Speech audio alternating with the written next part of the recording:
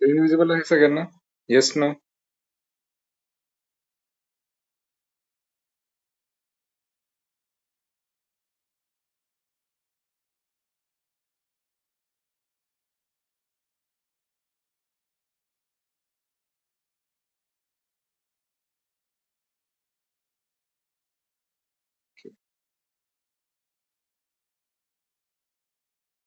सगळ्यांना आवाज येतोय? Yes, no? येस सर, येतोय.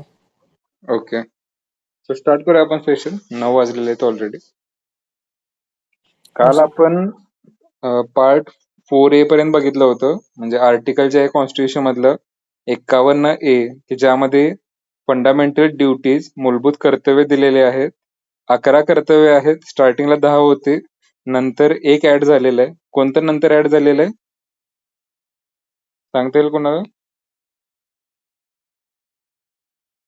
शेवटी जे ऍड झालेलं आहे, शिक्षणासंबंधीची तरतुदी सर. हा, पालकांनी मुलांना शाळेत पाठवलं पाहिजे 6 ते 14 वयोगटातील पाल्यांना. या संदर्भातलं ते आहे.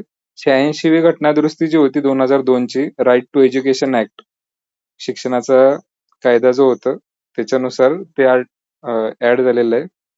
फंडामेंटल ड्युटी ते लक्षात ठेवा. कॉन्स्टिट्युशनल अमेंडमेंट हे बघा, मी घेईन सेशन त्याच्यावर. आज पॉलिटीचा लास्ट दिवस आहे आपलं. सो आज राहिलेले काही पार्ट 10 पर्यंत आपण कम्प्लीट करू, आणि नंतर मी आधेमध्ये सेशन घेईन पॉलिटीचे, किंवा रेकॉर्ड करून शेअर करेन, की ज्यामध्ये कॉन्स्टिट्युशनल अमेंडमेंट वगैरे या गोष्टी असतील. ठीक आहे. सो तुम्हाला थोडंसं आता आयडिया आले असेल फंडामेंटल राईट्स काय आहेत, डायरेक्टिव्ह प्रिन्सिपल्स काय आहेत. आता आपण पुढे मूव्ह ऑन करूया. पार्ट 5 जो आहे, 5वा जो भाग आहे कॉन्स्टिट्यूशनचा, त्यामध्ये हे बघा, युनियन जे आहे आपलं, युनियन म्हणजे संघराज्य, ज्याला केंद्र सरकार सुद्धा म्हणतो आपण. म्हणजे जसं की खासदार जे निवडून देतो आपण, आणि ते संसदेत जातात, लोकसभा, राज्यसभा आणि राष्ट्रपती, या तिघांची मिळून संसद क्रिएट होते. सो त्याच्याशी रिलेटेड जे आर्टिकल आहेत आपल्या, बेसिकली इंडियाचा सर्व कारभार जे आहेत ते हे बघतात. द युनियन म्हणलेलं आहे त्याला, आणि त्याच्यात आर्टिकल कुठून कुठे आहे बघा, 52 ते 151 पर्यंत, म्हणजे ऑलमोस्ट 100 आर्टिकल्स आहेत, लक्षात घ्या. याच्या आधीचे जे पार्ट्स बघितले आपण, त्यामध्ये कमी आर्टिकल्स होते. पहिल्या पार्ट मध्ये 4च आर्टिकल, दुसऱ्या याच्यात 5 ते 12, त्यानंतर 12 ते 35, 35 ते 51, समजते. पण हे जे आहे, हा जो पार्ट आहे, याच्यात ऑलमोस्ट 100 आर्टिकल्स आहे. म्हणजे हा पार्ट मोठा आहे. का मोठा आहे? ऑब्व्हियसली कारण देशाचा जो कारभार चालवायचा आहे आपल्याला, तो या सगळ्या आर्टिकल मध्ये एक्सप्लेन केलेला आहे. कुणी काय काम करायचं आहे, खासदारांनी काय काम करायचं बाबा, ठीक आहे. त्यानंतर मंत्रिमंडळानं काय काम करायचंय, राष्ट्रपतींनी काय काम करायचंय, न्यायपालिका जे आहेत, सर्वोच्च न्यायालय, त्यांचं काय काम आहे, त्यांच्या नेमणुका कशा होतील, या सगळ्या गोष्टी डिटेलमध्ये या पार्ट मध्ये दिलेल्या आहेत. त्यामुळे हे पार्ट म्हणजे तसं बघायला गेलं तर इम्पॉर्टंट आहे आपला देश चालवायच्या दृष्टीनं. सो पण एक्झाम पॉइंट ऑफ व्ह्यू ना, यातले जे महत्वाचे मुद्दे असतील हे बघा, आपण काही वकील होणार नाही आहोत किंवा जज रिलेटेड एक्झाम नाही देणार आहोत की सगळे आर्टिकल्स आपल्याला तोंडपाठ असले पाहिजे. पार्ट असलेलं वेल अँड गुड, तुम्ही मग अवघडातला अवघड क्वेश्चन पण क्रॅक करू शकता, बट ते पॉसिबल नाहीये तुम्हाला एवढ्या कमी टाइम मध्ये सगळं लक्षात ठेवणं. सो अर्थ समजून घेत चला काही गोष्टींचा, आणि जे काही महत्वाचे आहेत त्याच्यावर मी एमसीक्यू शेअर करेन. आता हे बघा, एमसीक्यू जे शेअर करतोय मी, ऑब्झर्व केलं काही गोष्टी, तर 15 जण, फक्त 15 ते 20 जण हार्डली सॉल्व्ह करतायत ते. आता 65 जणांनी बॅच ही जॉईन केली आहे. त्या ग्रुपवर सुद्धा ऑलमोस्ट 350 मुलं आहेत, पण 15 जण सॉल्व्ह करते. याचा अर्थ सिन्सिअर आणि डिसिप्लिन स्टुडंटची संख्या कमी आहे तसे बघायला गेलं तर. सो जे करत नाहीत आता सध्या, कारण हे बघा, या छोट्या छोट्या गोष्टींनाच अक्युमुलेट होतं तुमचं लॉंग टर्म जे सक्सेस आहे ते. सो सगळ्यांनी ट्राय करा. ते एमसीक्यू सोडवायला हार्डली तुम्हाला 5 मिनिटं लागतील. 15 ते 20 एमसीक्यू जे शेअर करतोय मी. पण आता जर तुम्ही डेली टार्गेट्स कम्प्लीट केले, तर भविष्यात जे तुम्ही ऍस्पायर करताय, तुमचं जे एम आहे ते सक्सेस होईल. सो असं नाही की बाबा मी शेवटी एकदम अभ्यास करेन आणि मी सगळं वाचेन वगैरे, शेवटी सगळे एमसीक्यू सोडवेन, असं नाही. हार्डली तुम्हाला 5 ते 10 मिनिटं लागतील. किंवा काही जण आता हे मीटिंगला पण जॉईन होत नाहीये सगळे, सो मला काही त्याच्याशी एवढं जास्त हे नाहीये हार्ड फिलिंग्स, कुणी जॉईन झालं नाही झालं. पण जर तुम्ही सिरियस असाल तुमच्या गोलच्या बाबतीत, सो थोडंसं पंक्च्युअल राहा आणि असं नाही की एकच तास एवढा अभ्यास करताय. फ्री टाइम मध्ये पण तुम्ही ऍप्टिट्यूडचे क्वेश्चन्स असतील, करंट अफेअर्स किंवा जे शिकवलेले आता हिस्ट्री झालेलं आहे, पॉलिटी आज ऑलमोस्ट होईल, जे बऱ्यापैकी भाग जो आहे तो. सो त्याच्याशी रिलेटेड एमसीक्यू सॉल्व्ह करत चला, जेवढं सुटतंय तुम्हाला तेवढं. ओके. फक्त डेली डिसिप्लिन ठेवा, कारण मी सांगितलंय जाहिरात जी आहे ती नेक्स्ट वीक मध्ये मोस्ट प्रोबेबल आहे यायला पाहिजे. सो असं नाही की मग जाहिरात आल्यावर सगळेच जागे होतात, जे मागच्या 2 वर्षापासून अभ्यास करत नाहीत वगैरे ते पण. पण आपण थोडंसं आधी स्टार्ट केलं तर थोडंसं बेटर राहील तुमच्यासाठी रेसमध्ये. यासाठी मी सांगतोय की बाबा थोडंसं सगळ्यांनी डिसिप्लिन राहा आणि 15-20 जण जे आहेत तिथं फक्त सॉल्व्ह करणारे. असं नाही की तुम्हाला उत्तरे येत आहेत पण तुम्ही क्लिक नाही करते वगैरे. फक्त करत चला, म्हणजे कळेल की बाबा कोण सोडवते जेन्युअनली. सो आता हे बघा, हा जो पार्ट आहे one of the biggest part आहे, कारण याच्यात पूर्ण देशाचा कारभार कसा चालला पाहिजे या संबंधी प्रत्येकाचं काम काय आहे, त्याची अपॉइंटमेंट कशी झाली पाहिजे वगैरे, या सगळ्या गोष्टी दिलेल्या आहेत. सो आता यामध्ये बेसिक काही 3 असतात क्लासेस. तर एक असतं एक्झिक्युटिव्ह. आता एक्झिक्युटिव्हचा अर्थ काय असतो बेसिकली, तर आपले मंत्रिमंडळ जे आहे, पंतप्रधान असतील आणि त्यांचं एक मंत्रिमंडळ असतं. प्रत्येक प्रत्येक म्हणजे डिपार्टमेंट जे आहे, फॉर एक्झाम्पल वॉटर डिपार्टमेंट आहे, डिफेन्स आहे, होम अफेअर्स आहे, परराष्ट्र खातं आहे, असे खूप सारे डिपार्टमेंट्स असतात आणि त्या त्या डिपार्टमेंटचे मंत्री नियुक्त केले जातात. सो ते सगळे जे आहे एक्झिक्युटिव्ह, म्हणजे थोडक्यात जे ऍक्च्युअली फंक्शन करणार, कायदे जे बनवले आहेत त्याचं इम्प्लिमेंटेशन करण्यासाठी जे लोक असतात त्यांना एक्झिक्युटिव्ह म्हणतात. त्यानंतर आता मग यामध्ये IAS वगैरे जे असतात, IPS वगैरे असतात ते पण येतात. पण डायरेक्टली जे लोकांमार्फत नियुक्त झालेले आहेत ते मंत्रिमंडळ आहे थोडक्यात एक्झिक्युटिव्ह, आणि त्यांच्या हाताखाली मग सगळे IAS IPS वगैरे असे लोक असणार त्यांना मदत करण्यासाठी. त्यानंतर लेजिस्लेचर जे म्हणतो आपण, कायदे बनवण्यासाठी जे लोक असतात ते बेसिकली पार्लिमेंट मध्ये असतात. आपली जी संसद आहे दिल्लीमध्ये, मग तिथं खासदार जे निवडून देता तुम्ही, ते पार्लिमेंटमध्ये लोकसभेवर निवडून देतो आपण त्यांना, आणि ते देशाशी रिलेटेड कायदे बनवण्याचं काम करतात. आता पार्लिमेंट जे आहे, संसद, याचे 3 कॉम्पोनंट्स आहेत बेसिकली. एक असतं लोकसभा, जे तुम्ही डायरेक्टली निवडून देता खासदार ते. एक असतं राज्यसभा, की ज्यामध्ये इनडायरेक्टली खासदार निवडून दिले जातात. म्हणजे आपण जे आमदार निवडून देतो त्या आमदारांपैकी काही लोकांना मग ते निवडून देतात. आमदार जे आहेत त्यांच्याकडे वोटिंग राईट्स असतात आणि त्याप्रमाणे 250च्या जवळपास राज्यसभेवर खासदार निवडून दिले जातात. आणि आपले राष्ट्रपती जे आहेत, या तिघांचं मिळून पार्लिमेंट बनतं. आता आता हे प्रकरण दिले, चॅप्टर्स आहेत त्यात, म्हणजे 5वा जो पार्ट आहे त्यामध्ये chapter 1, chapter 2, chapter 3, chapter 4, chapter 5 असं आहे. सो पहिला जो आहे तो एक्झिक्युटिव्ह आहे, त्यानंतर पार्लिमेंट, त्यानंतर राष्ट्रपती अध्यादेश काढतात, हे काय बघू आपण नंतर. सर्वोच्च न्यायालय जे आहे, सुप्रीम कोर्ट ऑफ इंडिया, की ज्यामध्ये जे मोठ्या लेवलचे जे खटले असतात, राज्यांमध्ये भांडणं असतील किंवा देशाचे रिलेटेड भांडणं असतील, किंवा मग आपण जे बघितलं फंडामेंटल राईट्स व्हायलेट झाले तरी पण तुम्ही डायरेक्टली जाऊ शकता सुप्रीम कोर्टमध्ये. ते हायेस्ट कोर्ट ऑफ अपील आहे.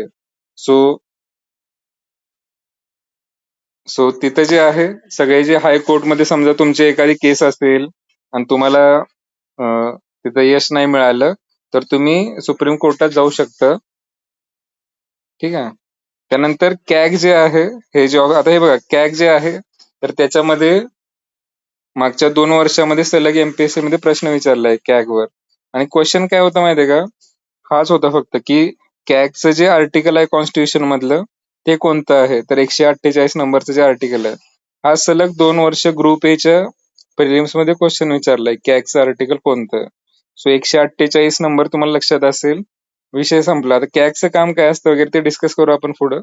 पण एवढे रिपिटेटिव्ह आणि इझी लेवलचे क्वेश्चन सुद्धा प्रिलिम मध्ये विचारले जातात. आता पहिला जो पार्ट आहे एक्झिक्युटिव्ह, आता हे प्रत्येक आर्टिकल पार्ट करायची गरज नाही, लक्षात घ्या. फक्त तुम्हाला माहित पाहिजे की साधारणतः आपल्या देशाचं जे युनियन जे आहे त्यात त्याचे वर्किंग कसं चालतं. आता 52 जे आर्टिकल आहे त्यामध्ये असं सांगितलं की, आता हे ओरिजिनल जे टेक्स्ट आहे कॉन्स्टिट्यूशनचं ते मी शेअर केले, कॉन्स्टिट्यूशनची ओरिजिनल PDF, त्यामधून आर्टिकल नंबर 52 एकदा रीड करून घ्या. त्याचं सोप्या शब्दामध्ये इथं अर्थ दिलेले आहेत सगळे. सो ओरिजिनल कॉन्स्टिट्यूशन मध्ये मोठ्या आणि थोड्याशा लिगल लँग्वेज मध्ये लिहिलेलं असतं. लिगल लँग्वेज म्हणजे वकिलांची जी लँग्वेज असते ते. कारण कॉन्स्टिट्यूशन बनवण्यामध्ये जी कमिटी होती त्यामध्ये सगळे वकील होते बऱ्यापैकी. सो ती जी लँग्वेज यूज केलेली आहे ती टेक्निकल लँग्वेज आहे कॉन्स्टिट्यूशन मध्ये. सो त्याचं सोप्या शब्दामध्ये इथं समजेल असं ट्रान्सलेशन टाईप केलेलं आहे. सो 52 आर्टिकल जे आहे त्यामध्ये सांगितले की राष्ट्रपती असायला पाहिजे देशाचा हेड. सो राष्ट्रपती एक्झिक्युटिव्ह हेड असतात, लक्षात घ्या. म्हणजे एक्झिक्युटिव्ह जे म्हणतो आपण कार्यकारी प्रमुख वगैरे ते राष्ट्रपती असतात. नॉमिनल असतात फक्त ते. आता नॉमिनलचा अर्थ काय? म्हणायला राष्ट्रपती आपल्या देशाचे सर्वोच्च एक्झिक्युटिव्ह आहेत, पण खरं बघायला गेलं तुम्ही, आता द्रौपदी मुर्मू माहिती आहे तुम्हाला राष्ट्रपती आहेत, आणि मेन जे आहेत आपले पंतप्रधान आहेत. तर आपली जे इंडियाची स्ट्रक्चर आहे गव्हर्नमेंटचं, त्यामध्ये पंतप्रधानांना जास्त अधिकार आहेत ऍज कम्पेअर टू राष्ट्रपती. कारण राष्ट्रपती जे आहेत ते निवडून येण्यासाठी सुद्धा जी निवडणूक होते त्यामध्ये जो पक्ष स्ट्रॉंग असेल सेंटरमध्ये, तो पक्ष जो कॅन्डिडेटला सपोर्ट करणार तो कॅन्डिडेट राष्ट्रपती बनणार. समजते? सो राष्ट्रपती हे नॉमिनल हेड असतात, पण ऍक्च्युअल जो कारभार असतो देशाचा तो पंतप्रधान चालवतात. सो आपण राष्ट्रपतींचा इम्पॉर्टन्स आहे खूप जास्त, कारण राष्ट्रपतींना आपल्या कॉन्स्टिट्यूशन मध्ये खूप जास्त अधिकार दिलेले आहेत, लक्षात घ्या. म्हणजे ते आर्मी, नेव्ही, एअरफोर्सचे सुप्रीम कमांडर असतात. त्यानंतर देशाचे सगळे जे कायदे आहेत ते राष्ट्रपतीच्या नावानं पारित होतात, लक्षात घ्या. राष्ट्रपती म्हणजे लोकसभा राज्यसभेनं मंजूर केल्यानंतर शेवटी राष्ट्रपती सही करतात. त्यानंतर तो बिल जे आहे त्याचं कायद्यामध्ये रूपांतर होतं. सो राष्ट्रपती जे आहेत भले नॉमिनल हेड म्हणतो आपण, बट त्यांची अथॉरिटी जी आहे लेखी स्वरूपात जास्त आहे. कॉन्स्टिट्यूशन मध्ये त्यांचे अधिकार जास्त आहेत. जेव्हा आपला भारत देश प्रजासत्ताक झाला, राजेंद्र प्रसाद वगैरे जेव्हा होते, म्हणजे जे हाय कॅलिबरचे राष्ट्रपती होते, तर त्यांना माहित होतं राष्ट्रपतींच्या पॉवर्स वगैरे. सो ते जास्त व्यवस्थित युज करायचे. पण नंतर नंतर काय झालं, राष्ट्रपती हे जे आहे नॉमिनल हेड होत गेले आणि मेन जे कार्यभार आहे तो पंतप्रधानांकडे आहे आपल्या देशाचा. सो आता शॉर्ट मध्ये बघूया आपण आर्टिकल काय काय सांगितले. 52 मध्ये राष्ट्रपती असायला पाहिजे असं सांगितलंय.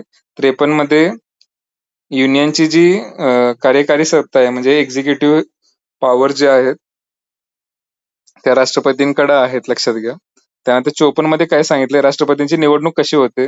आता निवडणुकीमध्ये कोण बेसिकली आपण आपण सहभागी होत नाही, लक्षात घ्या. भारताचे नागरिक जे आहेत, जसं की युएसए जे आहे, डोनाल्ड ट्रम्प जे प्रेसिडेंट आहेत राष्ट्रपती, त्यांच्या इलेक्शन मध्ये लोक सहभागी होतात. तिथली इलेक्शन थोडीशी कॉम्प्लिकेटेड आहे. स्टेट्स मधून वोटिंग होतं आणि परत मग कॅन्डिडेट जे आहेत ते वर प्रमोट होऊन राष्ट्रपती वगैरे होतात. आपल्या इथं जे आहे ते आपण राष्ट्रपतींना डायरेक्टली निवडून देत नाही, लक्षात घ्या. आपण खासदारांना निवडतो, आमदारांना निवडतो आणि ते राष्ट्रपतींच्या इलेक्शन मध्ये पार्टिसिपेट होतात. समजते? सो इनडायरेक्ट इलेक्शन असतं.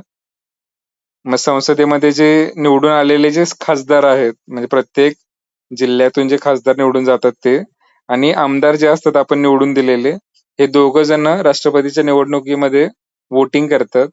समजते? आता हे एवढं जास्त तुम्हाला जाणून घेण्याची गरज नाहीये राष्ट्रपतींची इलेक्शन कशी असते, कारण लेटेस्ट काही नाहीये. हे जे आता राष्ट्रपती निवडले गेले त्याला पण वेळ गेलाय खूप. सो याच्यात जास्त डिटेलमध्ये जायची गरज नाहीये. राष्ट्रपती जे आहे ते इनडायरेक्टली निवडतात हे एवढं फक्त लक्षात ठेवा.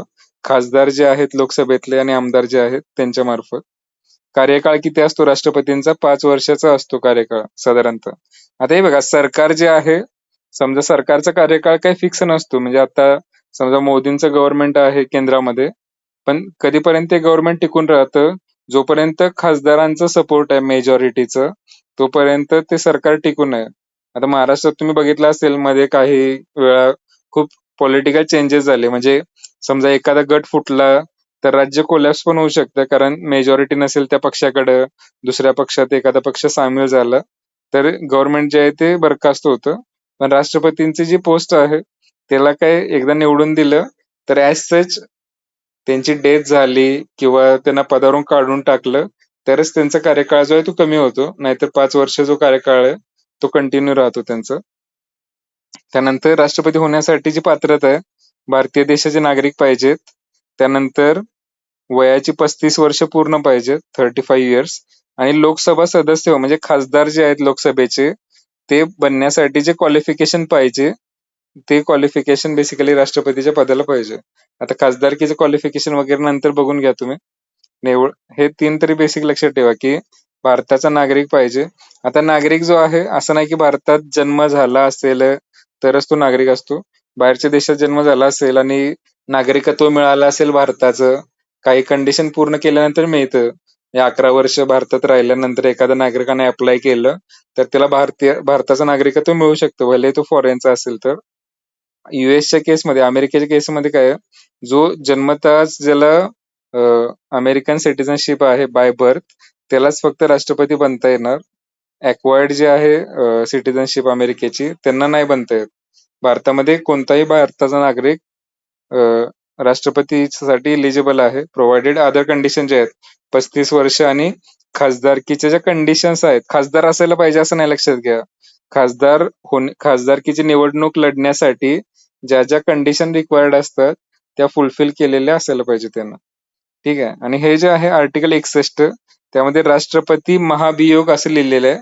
महाभियोग म्हणजे इम्पिचमेंट म्हणतात त्याला इंग्लिशमध्ये. राष्ट्रपतींना जे पदावरून काढून टाकण्याची जी प्रोसेस आहे त्याला इम्पिचमेंट म्हणतात.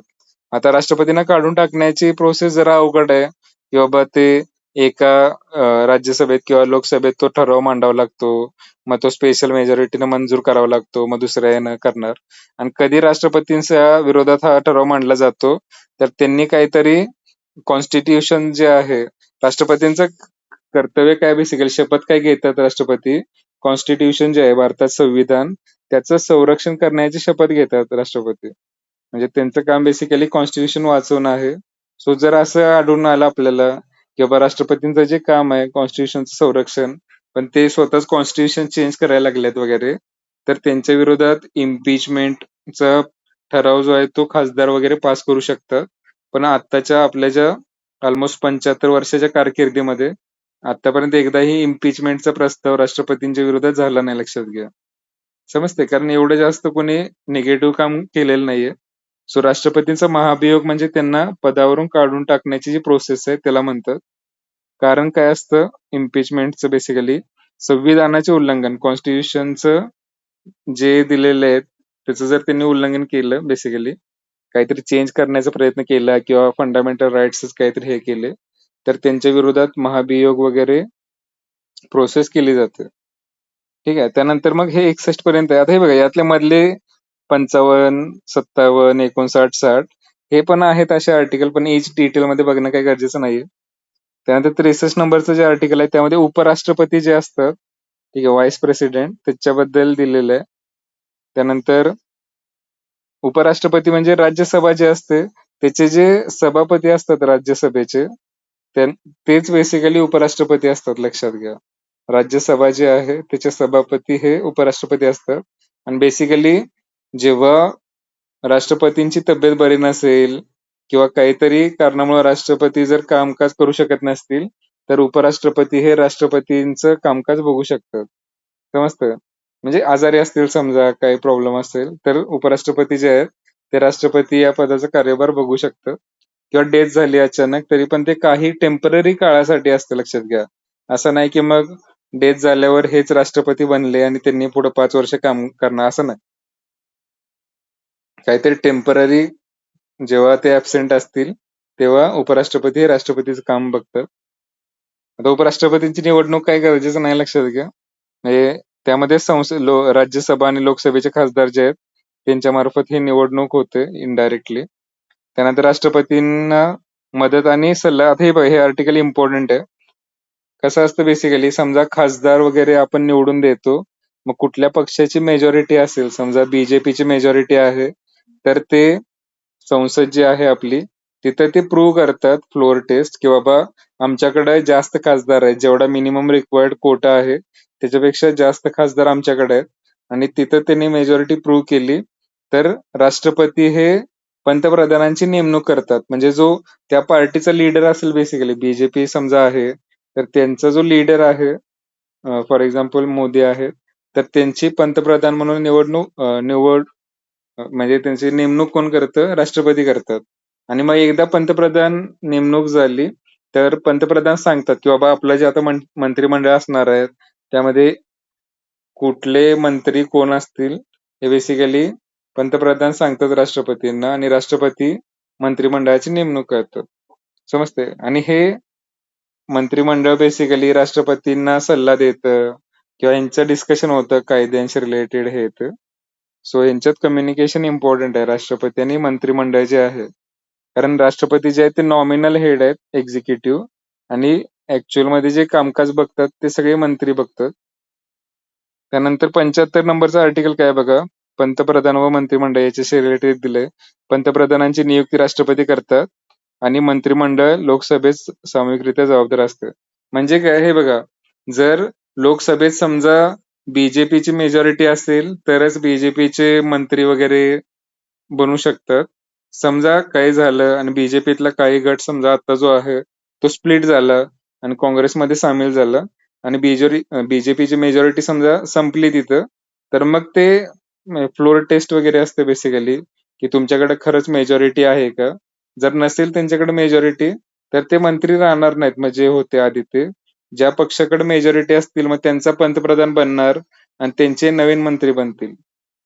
समजते. सो हे लक्षात ठेवा, की जोपर्यंत लोकसभेचा विश्वास आहे, विश्वास म्हणजे काय, लोकसभेमध्ये ज्या पक्षाची मेजॉरिटी आहे तोपर्यंतच ते सरकार टिकून राहील. जेव्हा त्या पक्षाची मेजॉरिटी संपेल, दुसऱ्या पक्षाची मेजॉरिटी जास्त असेल, तेव्हा त्या पक्षाचं सरकार बनेल. ठीक आहे. त्यानंतर 76 नंबरचं आर्टिकल काय आहे, अटॉर्नी जनरल म्हणजे महान्यायवादी म्हणतात त्याला. बेसिकली सोप्या शब्दात सांगायचं झालं तर अटॉर्नी जनरल ही काय पोस्ट आहे, सरकार जे आहे केंद्र सरकार, त्यांचा जो वकील आहे त्याला अटॉर्नी जनरल म्हणतात. लक्षात घ्या. अटॉर्नी जनरल जो आहे महान्यायवादी म्हणजे काय आहे, केंद्र सरकारचा वकील आहे. लक्षात घ्या. म्हणजे याचा अर्थ काय, केंद्र सरकारचे जे जे खटले असतील सुप्रीम कोर्टामधले किंवा कुठल्या राज्याशी काहीतरी डील करायचं असेल त्यांना, काहीतरी लीगल मॅटर्स वगैरे, तर ते खटले कोण सांभाळतं, तर महान्यायवादी जे असतात अटॉर्नी जनरल, यांच्यावर पण प्रश्न आला होता आता. सो हे लक्षात ठेवा, आर्टिकल 76 इम्पॉर्टंट आहे. 76. आवाज येतोय सगळ्यांना? Yes, no? हो सर. हे बघा, हे कसं लक्षात ठेवाल, जसं की तुमचे वकील आहेत म्हणजे काय, समजा तुमचा काहीतरी प्रॉब्लेम असेल, जमिनीचा काहीतरी खटला असेल किंवा तुम्हाला कुठल्या तरी गुन्ह्यामध्ये तुम्हाला समजा काहीतरी कायदेशीर मदत लागणार असेल, तर वकील काय करतात, तुम्हाला सल्ला देण्याचं काम करतात. तसंच अटॉर्नी जनरल जे आहे ते बेसिकली आपलं जे केंद्र सरकार आहे, भारत सरकार जे आहे, त्यांना कायदेशीर मदत करण्यासाठी अटॉर्नी जनरल असतात आणि सोलिसिटर जनरल वगैरे असतात आणखी. वकीलच असतात ते बेसिकली. आणि यांचं जे क्वालिफिकेशन आहे, सुप्रीम कोर्टाचा जज होण्यासाठी जे क्वालिफिकेशन लागतं, ते क्वालिफिकेशन असतं यांचं. इथे दिलंय बघा, सर्वोच्च न्यायालयाचा न्यायाधीश होण्यास पात्रता असावी. आता जसं की हे काय आहेत पात्रता वगैरे, हे बघा, प्रत्येक पोस्टसाठी क्वालिफिकेशन जे आहे ते ठरलेलं आहे.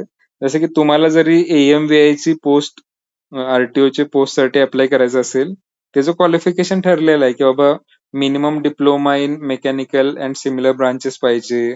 त्यानंतर ड्रायव्हिंग लायसन्स पाहिजे, एज काहीतरी पाहिजे. ठीक आहे. सो तसंच प्रत्येक पोस्टसाठी काही क्वालिफिकेशन असायला पाहिजे. मग ते एज रिलेटेड असेल, त्यानंतर एक्सपिरियन्स रिलेटेड असेल, तर ते दिलेलं आहे कॉन्स्टिट्यूशन मध्ये. आता याच्याशी रिलेटेड हा वकील आहे आणि ते सरकार ठरवतं. सो ते क्वालिफिकेशन जे आहे ते काही गोष्टी दिलेल्या असतात आणि काही गोष्टी सरकार, राष्ट्रपतींचं जे कमिटी आहे ते ठरवू शकतं. त्यानंतर मग 78 नंबरचं आता हे बघा, यामध्ये मी ह्याला स्टार का केलंय हे विचारलंय खूप वेळा प्रिव्हियस इयर मध्ये आणि इम्पॉर्टंट आहे. 76 नंबर जे आहे ते अटॉर्नी जनरल महान्यायवादी म्हणजे सरकारचे वकील आहेत बेसिकली.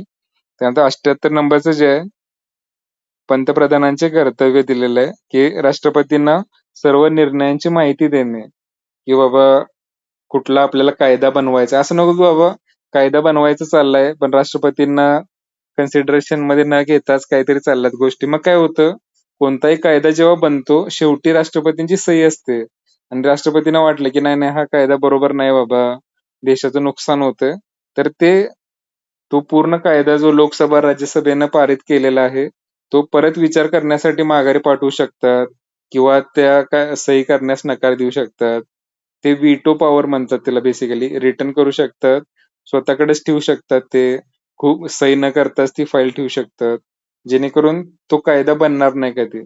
सो शक्यतो अशा गोष्टी होऊ नयेत यासाठी राष्ट्रपतींशी कम्युनिकेट केले जातात जे मंत्रिमंडळाचे निर्णय असतील, जेणेकरून एखादा जेव्हा कायदा लोकसभा राज्यसभेमध्ये मंजूर होईल तेव्हा असं नको की राष्ट्रपतींना तो मान्य नाहीये किंवा त्यांचे काहीतरी सजेशन आहेत, सो ते आधीच इन्क्लुडेड असतील त्यामध्ये, तर मग कायदा पारित होण्यासाठी काही अडचण येत नाही, लक्षात घ्या. सो हे तुम्हाला समजत असेल आता की राष्ट्रपतींची पॉवर काय बेसिकली.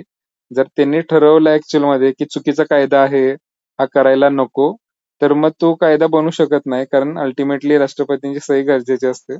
पण आता प्रॉब्लेम काय आहे, ऍक्च्युअल इंडियाचा सिनारिओ बघायचं झालं तर राष्ट्रपतींची नेमणूक किंवा निवडणूक जी होते, जो पक्ष मेजॉरिटीत असेल, तो ज्याला सपोर्ट करणार ज्या व्यक्तीला, तो व्यक्ती राष्ट्रपती बनेल. आता आपल्याला याच्या आधी तुमच्यापैकी कुणालाच किंवा मला पण द्रौपदी मुर्मूंचं नाव माहित नव्हतं, कारण त्या एवढ्या काही फेमस पर्सनॅलिटी नाहीयेत. झारखंड साईडच्या बहुतेक आहेत त्या. सो त्यांना राष्ट्रपती बनवण्यामध्ये बीजेपीचा मोठा रोल आहे, कारण त्यांनीच सगळी जुळणी केली, निवडून कसं आणायचं काय. सो रुलिंग पार्टी जी असते, ती जे म्हणेल तो व्यक्ती राष्ट्रपती होतो. सो आता जर एखाद्या व्यक्तीला निवडून आणलंय समजा मोदी सरकारने, तर तो व्यक्ती जास्त अपोजिशन मध्ये जाणार नाही यांच्या, कारण त्यांच्यामुळेच ते राष्ट्रपती बनलेत. सो त्यांनी जर अपोज केला यांच्या निर्णयाला, तर मग ते काय बरोबर होणार नाही, म्हणजे करणार नाही, कारण पॉवर तसं बघायला गेलं तर राष्ट्रपतींची कागदावर जास्त आहे, पण ऍक्च्युअल मध्ये राष्ट्रपती जे आहेत ते तसे मग मोठं व्यक्तिमत्व पाहिजे खूप, की जे बाबा समजा मोदींच्या लेवलचं व्यक्तिमत्व असेल किंवा त्यांच्यापेक्षा जास्त एक्सपिरियन्स असणारं व्यक्तिमत्व असेल, तर ते डायरेक्टली कन्फ्रंट करू शकतं सरकारला. पण एकदमच तुम्ही एखाद्या व्यक्तीला जर राष्ट्रपती बनवलं की ज्यांचा पॉलिटिकल एक्सपिरियन्स नाहीये जास्त किंवा ते त्या एवढ्या पोटेन्शियलचे नाहीयेत, तर मग ते डायरेक्टली अपोज करू शकत नाहीत निर्णयांना. ठीक आहे. 78चं हे लक्षात ठेवा, एवढे जास्त इम्पॉर्टंट नाही हे बेसिकली. 79चं काय आहे, तर संसद जी आहे आपली, त्यामध्ये राष्ट्रपती असतात, लोकसभा राज्यसभा या तिघांची मिळून संसद बनते आपली पार्लिमेंट. हे लक्षात असू द्या, नाहीतर काय वाटतं आपल्याला लोकसभा आणि राज्यसभा म्हणजेच पार्लिमेंट आहे, तर नाही. याच्यामध्ये आणखी राष्ट्रपती ऍड झाले तर ही पार्लिमेंट बनते. बाकी हे दोन हाऊसेस आहेत. लोकसभा राज्यसभेमधला फरक कळतोय का तुम्हाला? लोकसभेमध्ये तुम्ही डायरेक्टली खासदार जे निवडून देतं, तर ते लोकसभेमध्ये असतात, त्याची स्ट्रेंथ जास्त आहे. 552 खासदार असतात लोकसभेमध्ये. प्रत्येक राज्याचा कोटा ठरलेला आहे, जेवढं मोठं राज्य असेल त्याच्या लोकसंख्येच्या प्रमाणात त्या राज्यामधून खासदार जे आहेत ते निवडून संसदेत जातात, लोकसभेवर.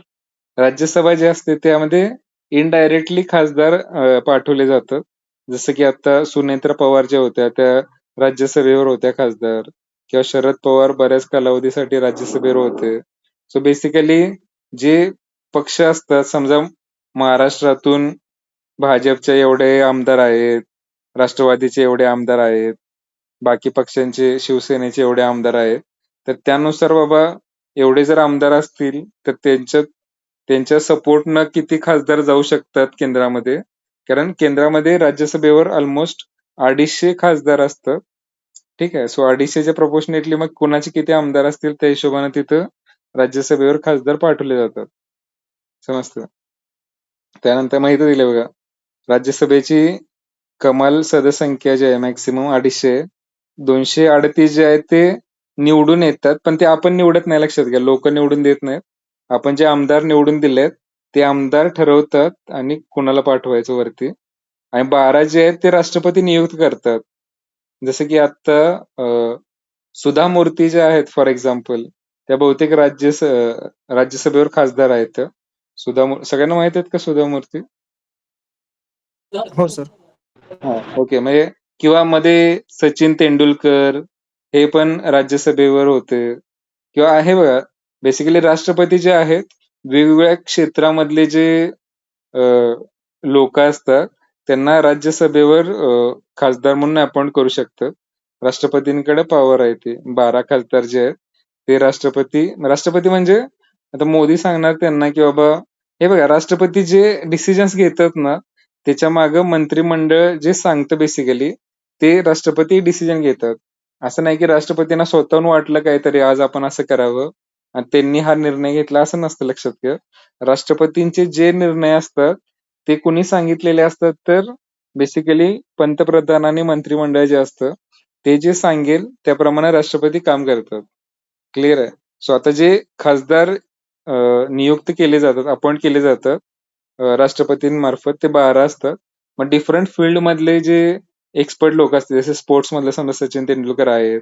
त्यानंतर आता बेसिकली एक फिमेल आहेत चांगल्या स्पोर्ट्सच्याच आहेत त्या.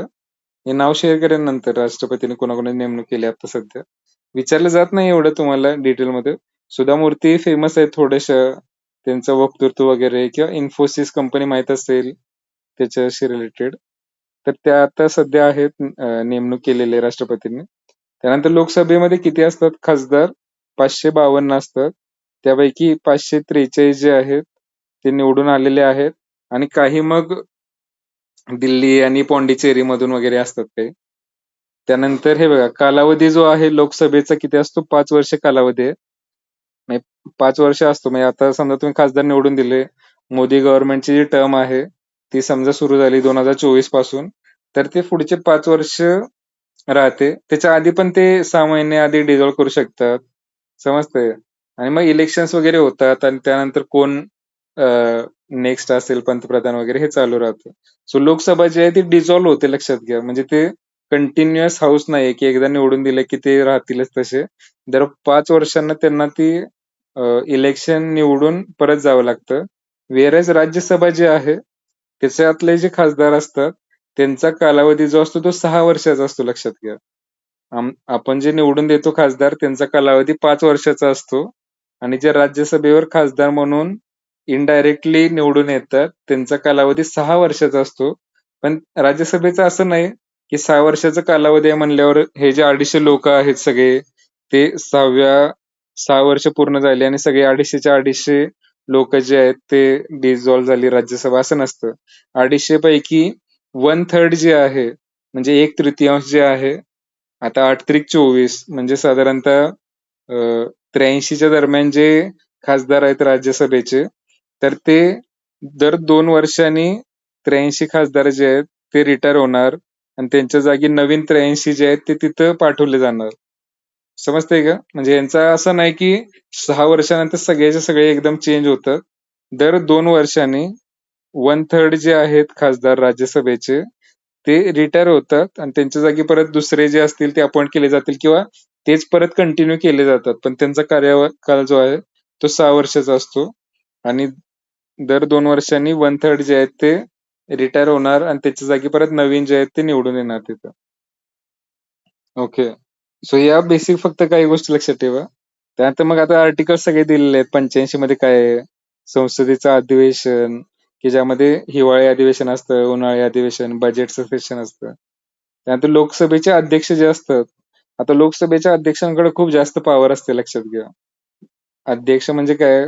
जे बाबा चर्चा वगैरे होतात, देशाचे मुद्दे मांडले जातात संसदेमध्ये, तर त्यामध्ये लोकसभा म्हणजे लोकांनी निवडून दिलेले जे 550 खासदार आहेत, ते जे मुद्दे मांडतात डिस्कशनच्या वेळेस वगैरे. सो लोकसभा अध्यक्ष म्हणजे तुम्ही बघितलं असेल जर कधी लोकसभेचं कामकाज वगैरे, लोकसभा टीव्ही पण आहे सेपरेट चॅनेल. तर तिथं खूप जास्त, आता जसं की फॉर एक्झाम्पल तुम्ही नॉर्मल वर्गातलं समजून घ्या.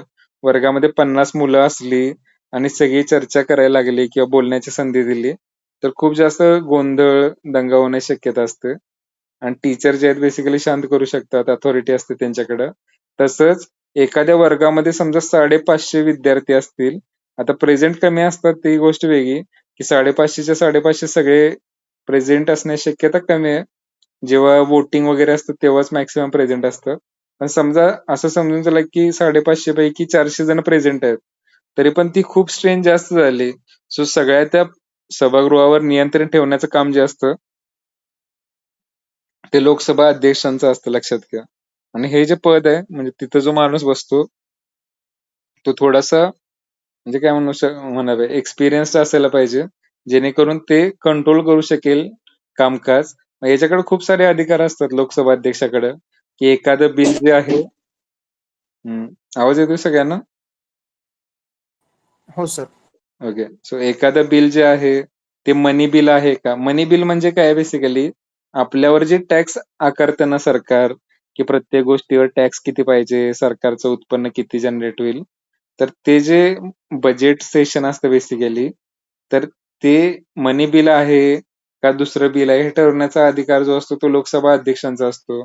त्यानंतर लोकसभेत समजा अनावश्यक काही जण न्यूसन्स क्रिएट करत असतील, गोंधळ करत असतील, तर त्यांचा राजीनामा घेण्याची जबाबदारी, त्यांना कमी करण्याची पदावरून हक्क असतो बेसिकली लोकसभेच्या अध्यक्षांना. आणि खूप साऱ्या कमिटी असतात लोकसभेमध्ये वेगवेगळ्या गोष्टींवर डिस्कशन किंवा निर्णय घेण्यासाठी.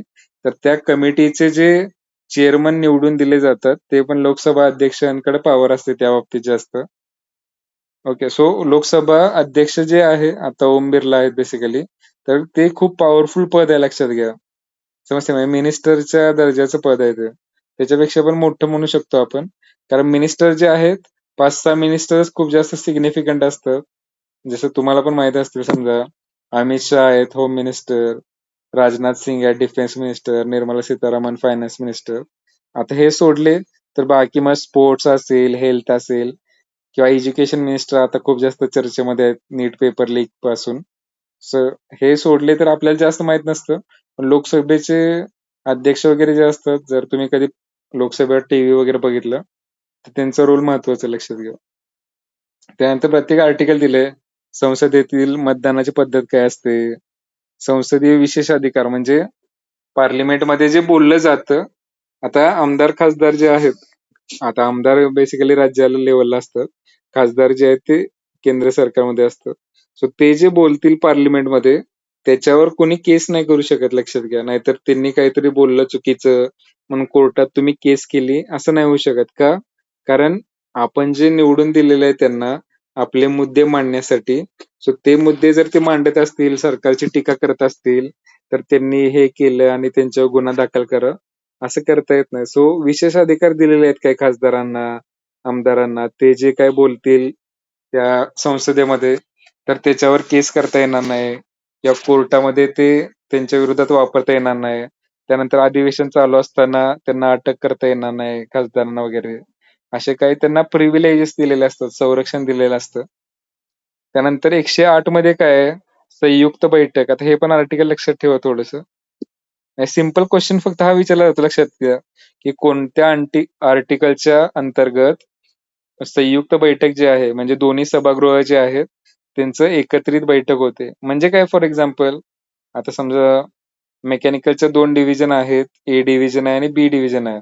सो ए डिव्हिजनला आपण एखाद्या गोष्टीचा ठराव घेतला तर त्यांना तो मान्य आहे की बाबा आपल्याला कुठेतरी इंडस्ट्रियल व्हिजिटला जायचंय, या लोकेशनला जायचंय. पण आता समजा बी डिव्हिजन मध्ये तसं सांगितलं की बाबा आपल्याला इंडस्ट्रियल व्हिजिटला जायचंय या लोकेशनला, तर तिथली मुलं म्हणले नाही इथं नको, आपल्याला दुसरीकडे जायचंय, हे नाही चांगलं वगैरे.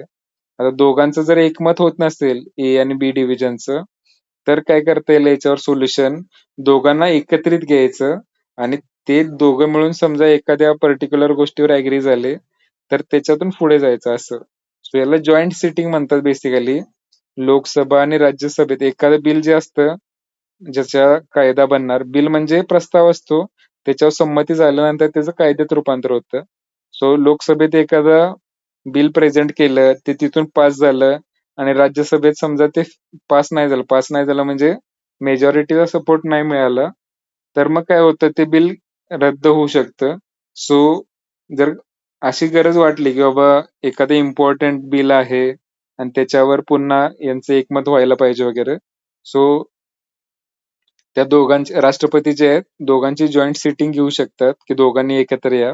आणि ती जी जॉईंट सिटिंग असेल, आता मग कसं असतं, राज्यसभेचे सभापती असतात उपराष्ट्रपती आणि लोकसभेचे अध्यक्ष असतात.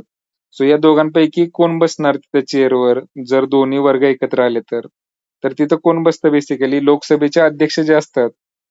कारण मी मगाशी सांगितलं तुम्हाला लोकसभा अध्यक्ष हे खूप मोठं पद आहे आपल्या कॉन्स्टिट्यूशन मधलं. सो जेव्हा दोन्ही वर्ग एकत्र येतील तेव्हा लोकसभेची संख्या जास्त आहे 550 आणि राज्यसभेची संख्या कमी आहे 250, म्हणजे निम्म्यापेक्षा कमी संख्या आहे. सो जे जास्त संख्या आहे त्याचे जे अध्यक्ष असणार तेच कंबाईन मीटिंग झाली तर त्या मीटिंगचे अध्यक्ष असणार, लक्षात घ्या. ठीक आहे. आणि संयुक्त बैठक म्हणजे हेच की दोघांचं एकमत होत नसेल, काहीतरी प्रॉब्लेम असेल तर मग दोघांची जॉईंट सिटिंग होते. त्यानंतर मग मनी बिलशी रिलेटेड आहे. आता मनी बिल म्हणजे बेसिकली काय आहे, आपल्यावर जे टॅक्सेशन वगैरे केलं जातं किंवा आपला जो गव्हर्नमेंटचा फंड आहे कन्सॉलिडेटेड फंड ऑफ इंडिया, त्याच्यातून पैसे वगैरे काढायचे आहेत सरकारला वापरायला योजना वगैरे करायच्या आहेत. लाडकी बहीण योजना असेल, त्यानंतर पाणी पुरवठा वगैरे, रस्ते बांधायचे आहेत, हे ते. सो बजेट जे असतं आपलं त्यामध्ये असं असतं की बाबा सरकारकडे पैसा कुठून येणार लोकांच्या टॅक्समधून आणि तो पैसा सरकार खर्च कसा करणार आहे लोकांसाठी. वेगवेगळ्या योजना आहेत, लोकांचे पगार आहेत, हे आहेत. तर हे सगळ्या गोष्टी दरवर्षी सरकारला पास करून घ्याव्या लागतात. तरच ते सरकार जे आहे ते पैसा खर्च करू शकतं. जर मनी बिल पारित नाही झालं, तर सरकार जे आहे याचा अर्थ मनी बिल पारित न होणे म्हणजे काय, की सरकारला सपोर्ट नाही या खासदारांचं. सो ते जर मनी बिल फेल झालं, तर सरकार कोलॅप्स होऊ शकतं. म्हणजे केंद्रातलं सरकार जे आहे ते याचा अर्थ असा होतो की सरकारकडे मेजॉरिटी नाहीये. याचा अर्थ दुसरं कोणतरी सत्ता स्थापन करू शकतं असं. सो मनी बिलचा सोप्या शब्दामध्ये अर्थ काय आहे? आपले जे पैसे आहेत, सरकार आपल्याकडून पैसे कसे काढणार आणि ते आपल्यासाठी कसे खर्च करणार, या ज्या सगळ्या गोष्टी मांडलेल्या असतात, त्याला मनी बिल म्हणतात आणि ते दरवर्षी पारित करावं लागतं. बजेट सेशन असतं 1 फेब्रुवारीच्या दरम्यान वगैरे. त्यानंतर मग आता हे आता बजेट जे असतं आपलं, ते राष्ट्रपतींच्या पूर्वसंमतीनं सादर होतं आणि आपल्या बेसिकली फायनान्स मिनिस्टर ज्या असतात, निर्मला सीतारामन फॉर आहेत, तर त्या सादर करतात मनी बिल आणि त्याच्यावर वोटिंग होतं आणि मग ते पारित होतं. त्यानंतर आता हे बघा, हे 111 पर्यंत झाले. त्यानंतर 123 जे आहे, आता समजा लोकसभेचं सेशन वगैरे असतं, उन्हाळी अधिवेशन, हिवाळी अधिवेशन, की जिथं खासदार वगैरे जे आहेत ते दिल्लीला जातात आणि चर्चा करतात वेगवेगळ्या मुद्द्यांवर आणि मग कायदे पारित करण्यासाठी प्रयत्न केले जातात. पण समजा ते अधिवेशन नसेल, म्हणजे मे मध्ये एखादी गोष्ट महत्वाची असेल समजा देशाच्या दृष्टीनं आणि त्यावेळेस खासदार तिथं दिल्लीमध्ये नाहीयेत, ते आपापल्या राज्यामध्ये आहेत समजा, तर एखादा कायदा पारित करायचा असेल, तर तो कसा केला जातो? तर राष्ट्रपती जे आहेत ते डायरेक्ट अध्यादेश काढतात, ऑर्डिनन्स काढतात. तो ऑर्डिनन्स म्हणजे कायद्यासारखाच असतो बेसिकली. कारण सगळ्यांना बोलवणं दिल्लीमध्ये, सगळ्या खासदारांना आणि तो ठराव पास करून त्याचा कायद्यात रूपांतर होण्यासाठी वेळ लागू शकतो आणि जर इमर्जन्सी काय असेल बाबा पटकन करायचंय, भारत-पाकिस्तान युद्ध चाललंय आणि काहीतरी महत्वाची डिसिजन घ्यायचंय, तर यासाठी अध्यादेश काढला जातो प्रेसिडेन्स. जसं की जम्मू काश्मीरचं आपल्याला हे करायचं होतं, की बाबा जम्मू आधी जम्मू काश्मीर राज्य होतं सेपरेट, त्याचं परत 2 युनियन टेरिटरीज केल्या. तर ते आपल्याला करायचं होतं फास्ट. त्यामुळे आपण राष्ट्रपतींच्या अध्यादेशाद्वारे तो ऑर्डिनन्स काढला आणि नंतर मग वोटिंग वगैरे केलं त्याच्यावर. सो अध्यादेश म्हणजे काय लक्षात ठेवा, ऑर्डिनन्स. हा नंबर लक्षात ठेवायला सोपा आहे. 1, 2, 3. समज 1, 2, 3 हा नंबर आहे. 1, 2, 3 काय आहे आर्टिकल बेसिकली? दोन्ही जेव्हा नसतील, म्हणजे एकतर लोकसभेचं अधिवेशन नसेल चालू किंवा राज्यसभेचं नसेल आणि कायदा पारित करायचा असेल आपल्याला, तर राष्ट्रपती अध्यादेश काढतात आणि तो कायद्यासारखाच असतो. आणि जेव्हा दोन्ही सेशन पुन्हा भरतील, तेव्हा 6 आठवड्याच्या आतमध्ये खासदारांनी वगैरे संमती द्यायला पाहिजे. तर तो कायदा बनतो, नाहीतर मग तो रद्द होऊन जातो अध्यादेश. सो हे लक्षात ठेवा आर्टिकल, हे पण इम्पॉर्टंट आहे. खूप वेळा विचारलेलं आहे हे. सो ज्याला मी स्टार करेन ते तर लक्षात ठेवाच. म्हणजे जसं की कुठं कुठं केलं होतं मी, 76 जे केलं होतं अटॉर्नी जनरल, 123 आणि 108 जॉईंट सिटिंग, हे विचारलेले आहेत प्रिव्हियस इयर मध्ये. त्यानंतर पुढचे जे सर आहेत, हा, स्क्रीन ऑफ झाली आहे सर. अरे एकच मिनिट.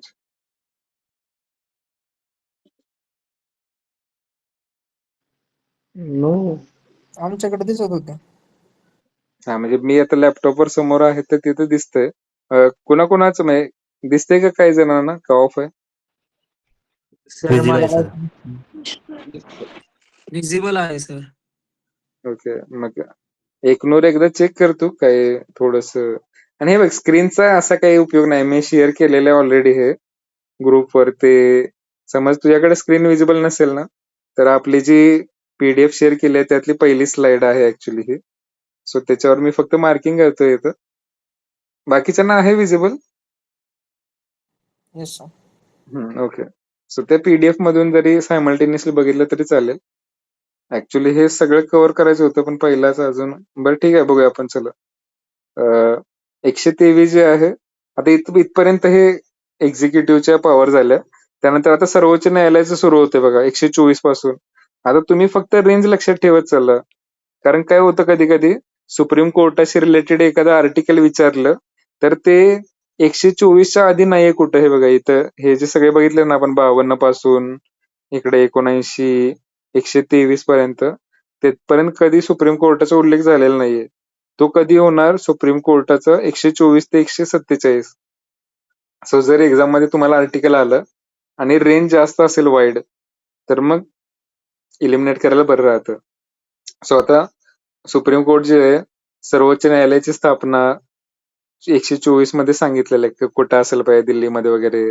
त्यानंतर त्यांचे मूळ अधिकार क्षेत्र, राज्यांमधला वाद असेल काहीतरी, जसं की आपली आता समजा कृष्णा नदी आहे, ती पुढं तेलंगणा, आंध्र प्रदेशमधून जाते. तर नद्यांशी रिलेटेड मोठे इश्यू असतात. तर त्याच्यावर काहीतरी बोर्ड नसेल, रिव्हर बोर्ड, तर ते सुप्रीम कोर्टात वगैरे जातात.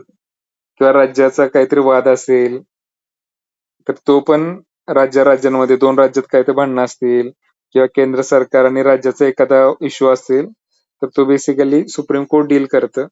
मूळ अधिकार क्षेत्र आहे ते. त्यानंतर स्पेशल लीव्ह पिटिशन वगैरे किंवा तुम्हाला अपील करायचंय, हायकोर्टात तुमच्या विरोधात निकाल लागलाय. जसं की हे बघा आता माझं जे सिलेक्शन झालं होतं 2017 मध्ये AMVI मध्ये, तेव्हा काय झालं होतं, आमचं सिलेक्शन झालं, बट प्रॉब्लेम काय झाला त्यावेळेस कंडिशन ज्या आहेत या लायसन्सच्या त्या शिथिल केल्या होत्या. म्हणजे त्याच्या आधीची जी रिक्रुटमेंट झाली होती 2013 ची, त्यामध्ये कसं असायचं, तुम्ही डिप्लोमा किंवा डिग्री केल्यानंतर एकतर तुमच्याकडे हेवीचं लायसन्स पाहिजे. हेवीचं म्हणजे ट्रक वगैरे जे आहेत त्याचं लायसन्स पाहिजे आणि ट्रान्सपोर्ट व्हेइकल. ट्रान्सपोर्ट म्हणजे जसं की बसेस वगैरे आहेत पब्लिक ट्रान्सपोर्टचं, त्याचं लायसन्स पाहिजे, ट्रकचं, हेवीचं असं. आणि तुम्हाला गॅरेजमध्ये किंवा अशा वर्कशॉपमध्ये 6 महिने वगैरे काम केल्याचं एक्सपिरियन्सचं लेटर पाहिजे, जॉब केल्याचं बेसिकली.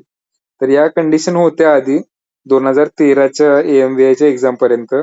पण 2017 मध्ये सरकारनं काय चेंज केलं, की बाबा या ज्या कंडिशन आहेत त्या तुम्ही सिलेक्ट झाल्यानंतर पण करू शकता. कारण हे बघा, कोण बिनकामाचं कशाला लायसन्स काढून ठेवेल ट्रकचं वगैरे, की आपण ट्रक चालवणार आहोत का इंजिनियर झाल्यावर. सो ते लायसन्स वगैरे नंतर काढू शकतो आपण, आपल्याला जर कंटिन्यू करायचं असेल इकडं. सो सरकारनं ती शिथिल केल्या होत्या अटी. पण मग ह्याच्या विरोधात काही जे कॅन्डिडेट्स होते की ज्यांनी खूप वर्षापासून प्रिपरेशन करतायत आणि त्यांच्याकडे ट्रकचं लायसन्स आहे, गॅरेजमध्ये काम केल्याचा एक्सपिरियन्स आहे, मग त्यांना काय वाटत होतं की तेवढी जर कंडिशन कंपल्सरी ठेवली तर बाकीचे जे कॅन्डिडेट्स आहेत ते इलिजिबल होऊ शकणार नाहीत या एक्झामसाठी आणि मेरिट कमी लागेल आणि ते सिलेक्ट होतील. पण सरकारनं जे निर्णय घेतला होता की बाबा जास्तीत जास्त मुलं यावीत या एक्झामकडे आणि त्या लायसन्सच्या अटी वगैरे शिथिल कराव्यात, नंतर करता येईल. सो जेव्हा निकाल लागला, लेटर आलं सिलेक्शनचं, त्यानंतर जे सिलेक्ट झाले नव्हते जे कॅन्डिडेट्स, ते कोर्टामध्ये गेले. मग पहिला जो मॅट असतं, कारण नोकरीशी रिलेटेड जे जे डिस्प्युट्स असतात ते पहिला मॅट मध्ये जातात, ट्रिब्युनल जे असतं, महाराष्ट्र ऍडमिनिस्ट्रेटिव्ह ट्रिब्युनल. त्यामध्ये MPSCच्या बाजूने निकाल लागला. त्यानंतर मग ते जे कॅन्डिडेट्स होते न सिलेक्ट झालेले, ते पुन्हा हायकोर्टमध्ये गेले. आणि आता हे बघा, गव्हर्नमेंट जे असतं त्याचं पण थोडंसं निग्लिजन्स होतं यामध्ये, की गव्हर्नमेंटना चांगला वकील देऊन स्वतःची बाजू मांडायला पाहिजे. पण तसं झालं नाही हायकोर्टमध्ये. आणि आता हे बघा, जे सिलेक्ट झालेले विद्यार्थी आहेत त्यांची काही युनिटी नसते, कारण प्रत्येक जण काहीतरी अभ्यास करत असतो, काही ना काही कामात असतो. जे न सिलेक्ट झालेले असतात त्यांची युनिटी असते, कारण त्यांना माहित असते की बाबा आपण यांच्या विरोधात लढलो तर जिंकू शकतो. सो त्यांनी हायकोर्टमध्ये विरोधात याचिका दाखल केली की सरकारनं जो निर्णय घेतलाय तो चुकीचा आहे आणि जे ज्यांच्याकडे एक्सपिरियन्स आहे त्यांचं नुकसान झालंय वगैरे. सो हायकोर्टनं काय केलं, मग त्यांच्या बाजूने निकाल दिला की बाबा सरकारनं चुकीचं घेतलंय आणि जे जे सिलेक्ट झालेत त्यांना हे करा, म्हणजे रिक्रूट न करता पुन्हा एक्झाम घ्या वगैरे असं सांगितलं. आता हायकोर्ट जे आहे ते स्टेट लेवलला सगळ्यात मोठं कोर्ट आहे, लक्षात घ्या. सो सरकार परत म्हणायला लागलं की आता परत आपण एक्झाम. मग आता आम्ही जे सिलेक्ट झालेलो होतो MPSC मधून, ते परत सगळे विद्यार्थी एकत्र आलो आणि आम्ही सुप्रीम कोर्टात गेलो याच्या विरोधात, की हायकोर्टनं जे सांगितलेलं चुकीचं आहे बाबा. ज्या कंडिशन शिथिल झालेल्या आहेत त्या रूल प्रमाणे शिथिल झालेल्या आहेत, सगळ्या रूल फॉलो केलेले आहेत. असं नाही की एक्झाम झाल्यानंतर रूल शिथिल झालेत. एक्झाम जेव्हा व्हायची होती त्याच्या आधीच सगळ्यांना रूल स्पष्ट होते की अशी अशी एक्झाम होणार आहे. सो मध्येच रूल चेंज झाले असतील तर प्रोसेस कॅन्सल होते किंवा पेपर लीक झाला असेल तर कॅन्सल होऊ शकते. पण जर रूल स्पष्ट होते आधीच तर ही प्रोसेस कॅन्सल होण्याची काही शक्यता नाही. सो आम्ही आमचे पॉइंट्स प्रूव्ह केले सुप्रीम कोर्टामध्ये महाराष्ट्र सरकारच्या विरोधात. आणि मग ती केस जी आहे ती आमच्या बाजूने लागली आणि मग ते सगळे जे जॉईनिंग होतं म्हणून त्या प्रोसेसला वेळ लागला होता. एक्झाम 17ला झाली, जॉईनिंग 18ला, ते सिलेक्शनचं लेटर आलं होतं. मग 1 वर्ष केस चालली. मग आम्ही मुंबईमध्ये आंदोलन वगैरे केलं आणि जॉईनिंग आलं त्याचं 19 मध्ये, म्हणजे अडीच वर्षानंतर. ठीक आहे. मग हे कशासाठी सांगतोय मी, सुप्रीम कोर्टामध्ये जी PIL विशेष अनुमती किंवा हायेस्ट कोर्ट ऑफ अपील जे म्हणतो की एखादी गोष्ट तुमची हायकोर्टमध्ये अपोजिट मध्ये लागली तर त्याच्या विरोधात तुम्ही सुप्रीम कोर्टात अपील करू शकता. फक्त मग त्याचा प्रॉब्लेम काय असतो, सुप्रीम कोर्टातले जे वकील असतात त्यांची फी खूप जास्त असते आणि सुप्रीम कोर्टात अपील करण्यासाठी तुमचा मुद्दा स्ट्रॉंग पाहिजे की हायकोर्टानं जो निर्णय घेतलेला आहे तो का चुकीचा आहे हे तुम्हाला पटवून द्यावं लागतं, तरच तुमची जी केस आहे ती सुप्रीम कोर्टामध्ये दाखल होते, नाहीतर ती दाखल पण होत नाही, ती खारिज केली जाते फर्स्ट स्टेजला. यासाठी so okay, so special leave वगैरे अपील करता येतं आपल्याला सुप्रीम कोर्टामध्ये. प्रत्येक जण जाऊ शकतो बेसिकली, पण फी खूप जास्त असते त्यामुळे ते शक्य होत नाही. कोर्टाची पायरी शहाण्या माणसांना चढू नये असं म्हणतात.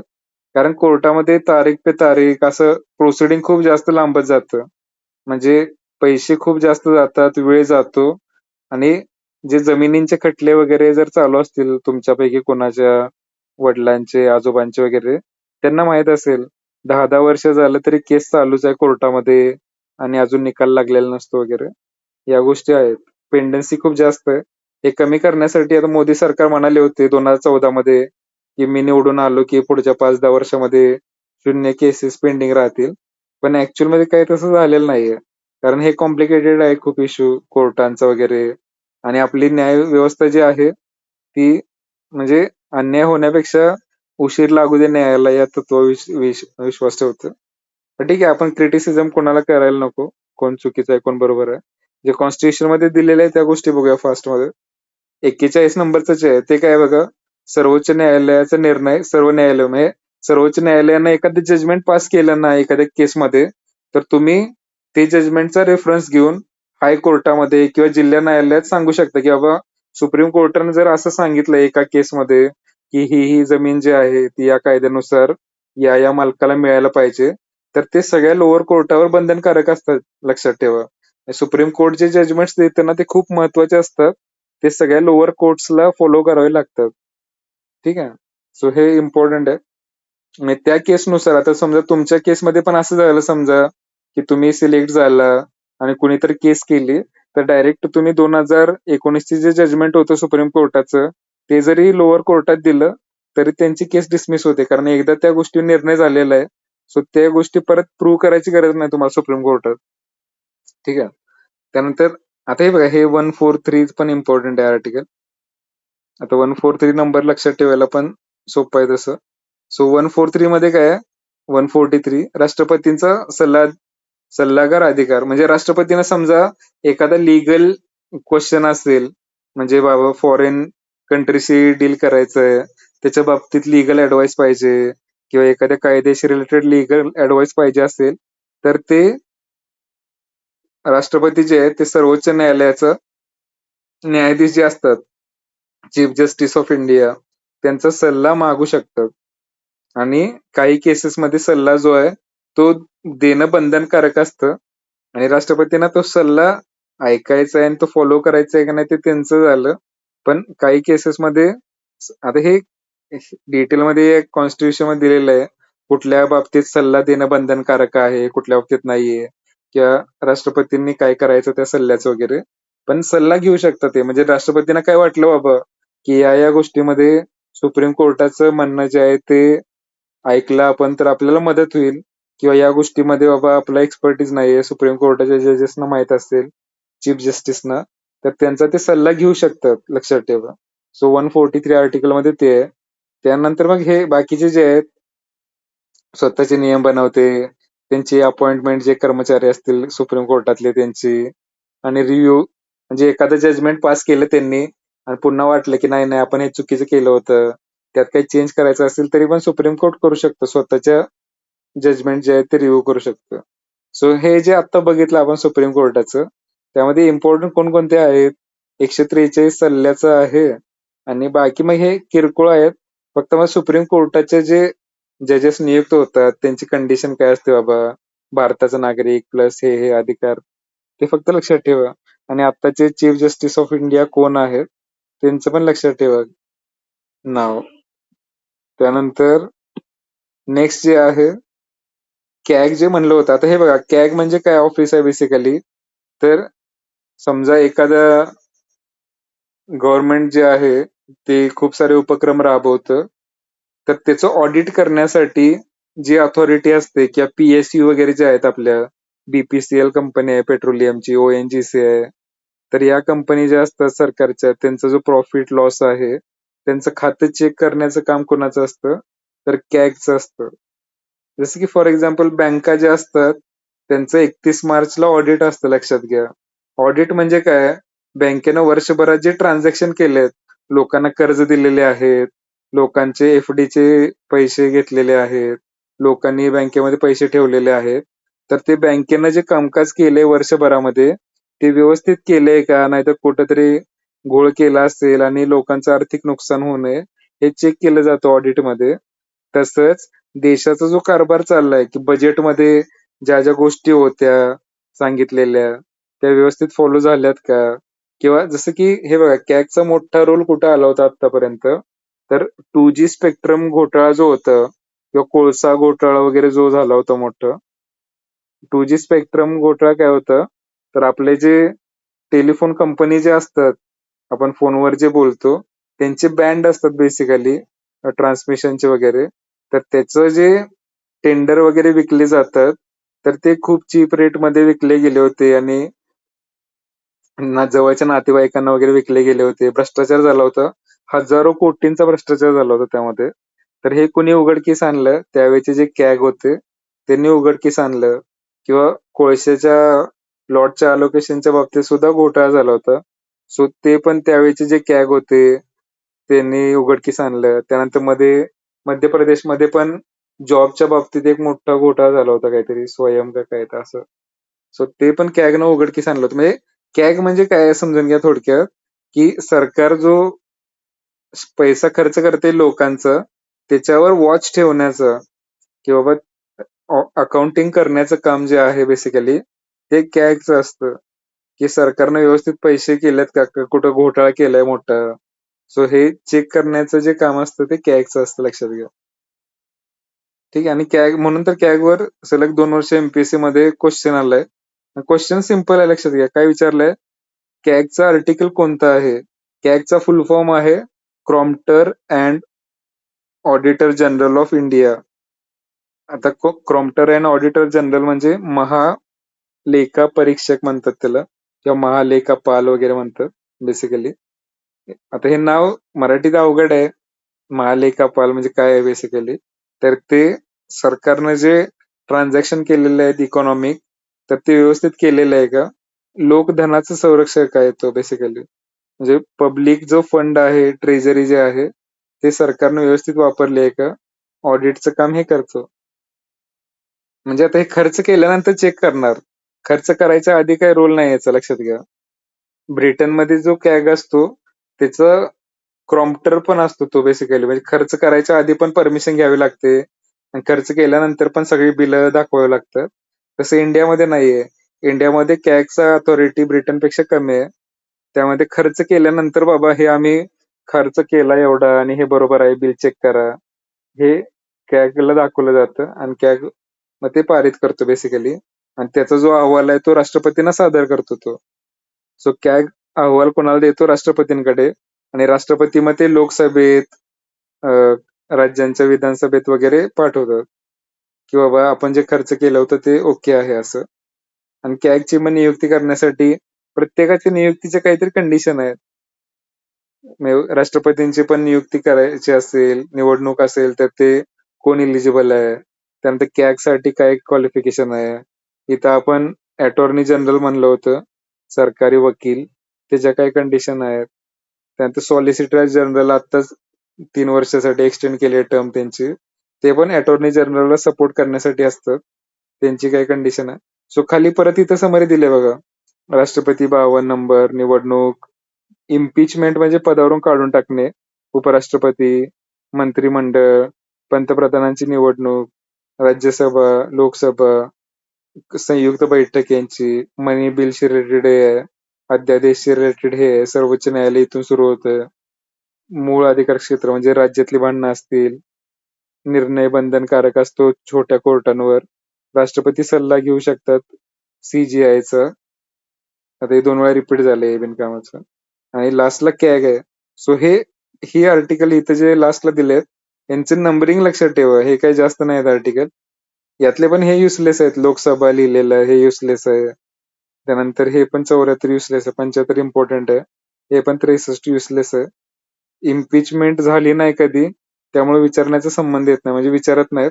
पण कधी विचारलं समजा तर माहित असं 61 नंबरचं जे आहे, राष्ट्रपतींना जर कधी पदावरून काढायचं झालं तर.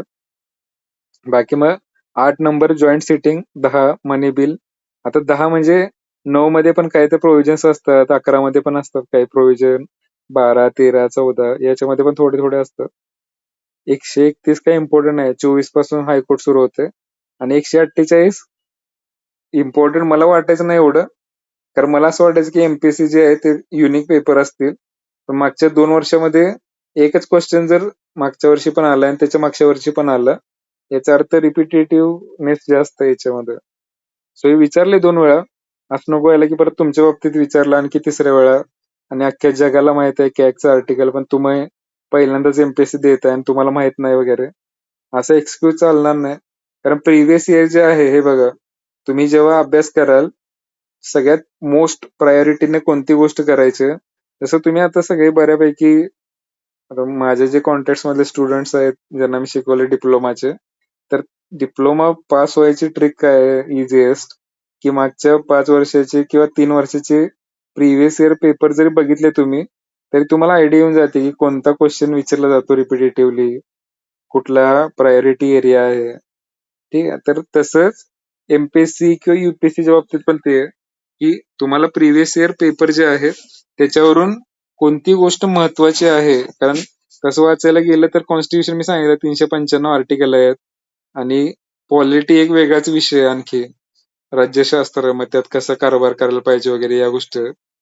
सो हे वाचणं आणि त्याच्यातनं 15 मार्काचा अभ्यास करणं हे खूप जास्त कॉस्ट बेनिफिट नाहीये. सो काय वाचलं पाहिजे, काय विचारलं जातं हे समजून घ्यायचं असेल तर ते कुठून समजेल तुम्हाला, जे आयोगानं ऑलरेडी प्रश्न विचारलेले आहेत त्याच्यावरून समजेल की बाबा हा क्वेश्चन जर विचारता येते तर ही गोष्ट महत्वाची आहे, या एरियाच्या जवळपास आपल्याला वाचलं पाहिजे असं. ठीक आहे. सो 1 तास झाला ऑलरेडी. आता हे जे आहे बाकीचं, जर तुम्हाला केंद्र सरकार समजलं नाही, त्याच्यासारखंच राज्य सरकारमध्ये असतं. सेम सेम आर्टिकल असतात. जसं केंद्रामध्ये पंतप्रधान असतात, राज्यामध्ये मुख्यमंत्री असणार, मंत्रिमंडळ दोन्हीकडे असतं. जसं केंद्रामध्ये राष्ट्रपती असतात, राज्यामध्ये राज्यपाल असतात. हे आपण घेऊया नंतर. आपलं जे 3 वेळा होणार आहेत बेसिकली. हे बिगिनिंग होतं. त्यानंतर इंटरमिजिएट लेव्हलचे एक होईल आणखी 20 दिवसानंतर. त्यामध्ये हे सगळं कव्हर होऊन जाईल आणि ऍडव्हान्समध्ये पुन्हा आणखी हाय प्रायोरिटी जे विचारतात एक्झाममध्ये ते आपण घेऊया. सो आतापर्यंत काय करा मग तुम्ही, इथपर्यंत जे बघितले आपण ऑलमोस्ट 150 आर्टिकल पर्यंत आलो, 148. तर त्याचे रिलेटेड PYQ सॉल्व्ह करा. म्हणजे 15 जे क्वेश्चन येतात आपल्याला एक्झाम मध्ये, त्यातले तुम्हाला हे जे कंटेंट सांगितलंय मी त्याच्यामध्ये 5+ क्वेश्चन तरी आता सॉल्व्ह व्हायला पाहिजेत. कारण फंडामेंटल राईटवर 1-2 क्वेश्चन येतात. त्यानंतर कॉन्स्टिट्यूशनल अमेंडमेंटचं मी शेअर करेन, त्याच्यावर 1-2 क्वेश्चन असतात. DPSP वर एखादा क्वेश्चन असतो, ड्युटीवर असतो आणि हे मंत्रिमंडळ, पंतप्रधान, कॅग, बेग ह्याच्यावर 1-2 क्वेश्चन असतात. सो 5 क्वेश्चन जे आहेत 15 पैकी ते जे शिकवले आता त्यातून कव्हर होऊन जातील. आणि जर PYQ जर आणखी अनालिसिस केलं, मी शेअर करेन नंतर PYQ याचे. पॉलिटीचे मी काढलेत मागच्या 5 वर्षांचे. PDF मी उद्या नाही तर परवा शेअर करेन ग्रुपवर. ते 1-2 वेळा डोळ्याखालून घाललं. म्हणजे सगळ्यात जास्त तुमची रिव्हिजन जी पाहिजे, PYQ तुम्हाला तोंडपाठ पाहिजेत लक्षात घ्या. एखादं उत्तर तुम्हाला माहित नसेल किंवा शिकवण्यात ते कव्हर झालं नसेल तरी पीवायक्यू मध्ये आलंय, त्यामुळे ते तुम्ही परत वाचलं पाहिजे. शक्यतो असं होणार नाही, पीवायक्यू मध्ये ज्या गोष्टी येतील त्या कव्हर करेन मी, पण काही गोष्टी रॅन्डम असतात, जसं की पोलीस पाटलांची नेमणूक कोण करतं. आता हे कुठल्या पुस्तकात सापडणार ना, लक्षात घ्या. तुम्ही पॉलिटीचं किती लक्ष्मीकांत वाचा 500 पानाचं, किंवा दुसरं कोणती छोटी छोटी पुस्तक वाचा, त्यामध्ये पोलीस पाटलांची नेमणूक कोण करतं. गावामध्ये पोलीस पाटील असतात. आता ते काही एवढं पद संविधानिक पद नाहीये. पोलीस पाटलांचं काम काय असतं, गावात किरकोळ भांडणं झाली तर ते सॉल्व्ह करायचं, किंवा मेन जे पोलीस असतं, पोलीस त्यांना मदत करणे तपासामध्ये, काही गुन्हा झाला तर त्यांना कोऑपरेट करणे, हे पोलीस पाटलाच काम आहे. गावातल्या खेडेगावात असतं ते. सो त्याची नेमणूक कोण करतं, तर कलेक्टर करतात. आता हे कुठल्या पुस्तकात आपल्याला सापडणार नाही. सो 3-4 क्वेश्चन असे असतील 15 पैकी, ते डायरेक्टली आपल्याला रेफरन्स जो आहे, किंवा असे क्वेश्चन होतं की बाबा आपले जे हायकोर्ट आहेत, तर लक्षद्वीपचं जे कारभार बघतं ते कुठलं कोर्ट बघतं. आता हे स्पेसिफिक जे लिहिलेलं असेल ते हायकोर्टमध्ये आहे बाबा, की कुठल्या महाराष्ट्राचं जे हायकोर्ट आहे मुंबईचं, ते कुठल्या कुठल्या राज्यांचा कार्यभार बघतं. गोव्याचं असेल, दादरा नगर हवेली, हे ते. पण लक्षद्वीप जे आहे त्याचा कार्यभार कोण बघणार, तर लक्षद्वीपच्या सगळ्यात जवळचं राज्य कोणतं आहे, केरळ आहे. तर त्याचं जे कारण लक्षद्वीप ही एकदम छोटी बेटं आहेत, तिथं सेपरेट हायकोर्ट नसणार, लक्षात घ्या. सो लक्षद्वीपसाठी जवळचं जे आहे हायकोर्ट ते कार्यभार बघणार, किंवा अंदमान निकोबारचं जे कार्यभार बघतं, तर ते पश्चिम बंगाल आहे वरती. त्याचं जे हायकोर्ट आहे कोलकाता हायकोर्ट, ते बघतं कारभार अंदमान निकोबारचं. सो हे 2 क्वेश्चन मागच्या प्रिलिम्स मध्ये विचारले होते. आता हे कुठं डायरेक्टली, आता मी हे नोट्स शेअर केल्या समजा या, तर त्याच्यात डायरेक्ट एवढ्या मायक्रो लेवलच्या नोट्स नाही सापडणार. मी जे मोठी पुस्तकं जे आहेत, फॉर एक्झाम्पल तुम्हाला तात्यांचा ठोकळा मी सांगितले सगळ्यांनी घ्या म्हणून, एखाद्या रेफरन्ससाठी असावं. त्यामध्ये दिलेलं आहे सगळं, लक्षात घ्या हे, की जेव्हा हायकोर्टचा चॅप्टर ओपन कराल ना, महाराष्ट्राच्या हायकोर्टच्या अंडर कोणकोणता प्रदेश आहे, त्यानंतर लक्षद्वीप सारखा असेल त्याच्यासाठी कोणतं आहे, आसाम जे गुवाहाटीमध्ये आहे तिथलं, त्याच्या अंतर्गत कोणकोणती राज्य येतात वगैरे. सो ते त्यामध्ये दिलेलं असतं. सो ते कव्हर करायचं. म्हणजे असं नाही की हा अवघड लेवलचा क्वेश्चन नाहीये, पण तुम्हाला थोडंसं जिओग्राफी माहित पाहिजे, की बाबा उद्या आपण जिओग्राफी सुरू करतो. आता जिओग्राफी तसं समजायला सोपा विषय आहे, टेक्निकल. कारण भूगोल वगैरे, नद्या, पर्वत, डोंगर हे माहित असतं सगळ्यांना. पण तो खूप ब्रॉड एरिया आहे, लक्षात घ्या. म्हणजे पॉलिटीमध्ये तरी प्रेडिक्टेबल असतं खूप, आणि स्कोरिंग आहे. तसं जिओग्राफीमध्ये कुठल्या तालुक्यामध्ये कुठला बंधारा आहे, त्याचं नाव काय आहे, हे आपल्याला लक्षात राहत नाही. कारण महाराष्ट्र राज्य मोठं आहे तसं बघायला गेलं तर, 36 जिल्हे आहेत त्यामध्ये, आणि प्रत्येक मग त्याच्यात तालुके येणार 10-15. मग प्रत्येक तालुक्यामध्ये काय काय आहे, आणि 4-5 क्वेश्चन त्यातले तसे अवघड लेवलचे येतात. पण बाकीच्या सोप्या गोष्टी आहेत, नद्या, पर्वत वगैरे, ज्या स्कोरिंग आहेत खूप जास्त, ते आपण सगळं आता बिगिनिंगला कव्हर करू. आणि हे बघा, पास पास होण्यासाठी जे जे लागणार आहे ना तुम्हाला, त्याच्यापेक्षा जास्त आपण सगळं कव्हर करणार. फक्त तुम्ही हे रिलिजियसली फॉलो करायला पाहिजे, की जेवढं शिकून झालंय आतापर्यंत ते तरी बाबा 1-2 वेळा वाचणे, जेणेकरून नेक्स्ट टाइम जेव्हा आपण येणार तेव्हा परत तुम्हाला फंडामेंटल राईट्स, डीपीएसपी, ड्युटीज या गोष्टी शिकवायला लागू नयेत. तर याच्या पुढे जे आहे, अमेंडमेंट काय झाल्या, त्यानंतर कोणकोणते जजमेंट इम्पॉर्टंट आहे सुप्रीम कोर्टचे, किंवा कोणकोणते नवीन आत्ता मागच्या वर्षात निर्णय आले, किंवा आणखी ग्रामपंचायत, नगरपालिकेबद्दल काय महत्वाचं आहे, जेणेकरून मॅक्सिमम गोष्टी कव्हर होतील. 15 पैकी तुम्हाला 10+ क्वेश्चन जे आहेत ते अटेम्प्ट करता येतील फायनलला. याच्यासाठी आपण प्रयत्न करणार. सो इथपर्यंत जे झालंय 150 आर्टिकल पर्यंत, ते तुम्ही व्यवस्थित करायचं. आता पुढच्या आपण 1 महिन्यात जेव्हा परत पॉलिटी घेणार, तोपर्यंत तुमचं एवढं जे शिकवलंय त्याच्यामध्ये मास्टरी आली पाहिजे. यासाठी तुम्ही वीकेंडला वगैरे बसून तात्यांच्या ठोकळामध्ये 150 आर्टिकल पर्यंत कंटिन्युएशन मध्ये वाचायचं. काही डाऊट असतील तर मला मेसेज करत चला. आपण जेव्हा लेक्चर होतं तेव्हा ते सॉर्ट आउट करू तुमचे डाऊट्स. क्लिअर आहे सगळ्यांना? Yes, no? Yes sir. Yes sir. आणि हा, सगळ्यांनी एमसीक्यू वगैरे सॉल्व्ह करा. आणि मी जे सांगितले तात्यांचा ठोका, आता तात्यांचा ठोका म्हणजे काय, बेसिकली सगळे लोक वापरतात ते, आणि ते जेनेरिक पुस्तक आहे, लक्षात द्या. एकदम काही स्पेशलाइज्ड एकदम पुस्तक नाहीये. त्यामध्ये बऱ्यापैकी गोष्टी, जसं की लुसेंटचं जनरल नॉलेजचं पुस्तक असतं, की जे एसएससी सीजीएल वगैरे करत असाल तुम्ही, तर त्यामध्ये सर्रास वापरलं जातं, कारण त्यामध्ये सगळं कव्हर आहे. कोण पहिला निवडून आलाय, काय हे ते नद्या, ते पण वापरू शकता तुम्ही जनरल नॉलेजसाठी. पण महाराष्ट्राच्या एमपीएससी मध्ये ते विचारलं जात नाही एवढं. एसएससी सीजीएल जे असते ग्रुप बीच्या एक्झाम, सेंट्रल गव्हर्नमेंटच्या, त्याच्यासाठी ते लुसेंट वगैरे वापरलं जातं. मग तशा लेवलचं कोणतं पुस्तक आहे बाबा, की जे जुनं आहे आणि त्यात बेसिक गोष्टी दिलेल्या आहेत बऱ्यापैकी, तर ते तात्यांचं ठोकळा म्हणून एक पुस्तक आहे, त्यामध्ये आहे. तसं तर मग नोट्स प्रत्येक क्लासच्या हजारो पानाच्या नोट्स आहेत आणि त्यामध्ये पण त्या गोष्टी कव्हर आहेत. सो मग असं होईल की कुठल्या क्लासचं वाचायचं, काय वाचायचं, किती. आणि एकच गोष्ट, हे बघा, एका ठिकाणाहून जर तुम्ही 10 वेळा गोष्ट वाचली, ही स्ट्रॅटेजी बेटर आहे ऍज कम्पेअर टू 10 सोर्सेस मधून ती गोष्ट तुम्ही एक एकदा वाचताय. कारण ते काय होतं, आपले लिंकेज बनत नाही डोक्यामध्ये, रिव्हिजन केल्यासारखं सुद्धा वाटत नाही, आणि प्रत्येक क्लासचं मटेरियल तुम्हाला काहीतरी वेगळं वाटणार, की ह्याच्यात छान दिलंय, मग ह्याच्यात 2-3 पॉईंट छान असतात, मग दुसऱ्या क्लासच्या मटेरियल मध्ये आणखी हे छान आहे वगैरे. आणि तुम्ही मग मेन अभ्यास सोडून कंटेंट कलेक्ट करण्याच्या मागे लागतं. म्हणजे जेवढं गरजेचं आहे तुम्हाला नॉलेज, ते नॉलेज अक्वायर करण्याच्या ऐवजी तुम्ही त्या नॉलेजसाठी लागणारे रिसोर्सेसच गोळा करत बसता, की या क्लासचं हे चांगलं आहे इथून वाचतो, या क्लासचं हे चांगलं आहे इथून वाचतो, आणि त्याच्यातच सगळा वेळ निघून जातो ऍक्च्युअल वाचण्यापेक्षा.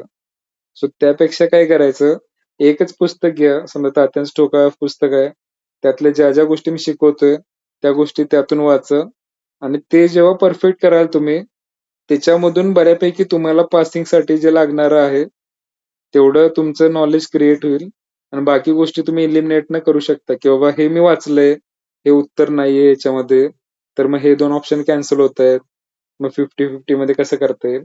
अशा प्रकारे एक्झाम सॉल्व्ह होते.